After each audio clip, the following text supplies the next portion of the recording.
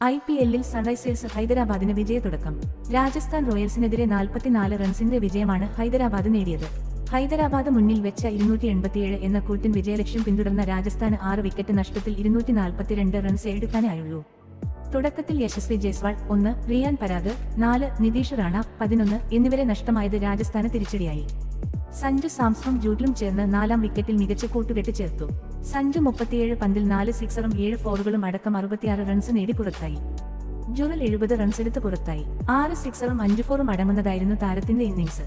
അവസാനം ശുഭം ദുബെയും 11 പന്തിൽ 34, ഹെറ്റ്മേറും 23 പന്തിൽ 42 എടുത്ത് രാജസ്ഥാന്റെ നെറ്റ് റൺ റേറ്റിനെ സഹായിച്ചു. നേരത്തെ സൺറൈസേഴ്സ് ഹൈദരാബാദ് 6 വിക്കറ്റിന് 286 റൺസാണ് നേടിയത്.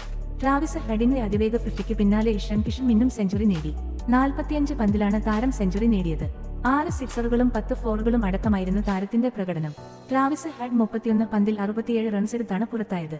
അഭിഷേക് ശർമ്മ 20, നിതീഷ് കുമാർ റെഡ്ഡി 34, ക്ലാസൻ 30 എന്നിവരും മിന്നും പ്രകടനം നടത്തി. രാജസ്ഥാൻ നിരയിൽ എല്ലാ ബൌളർമാരും കണക്കിന് പ്രഹരം വാങ്ങി. ജോഫ്ര ആർച്ചർ 4 ഓവറിൽ 76 റൺസ് വഴങ്ങി.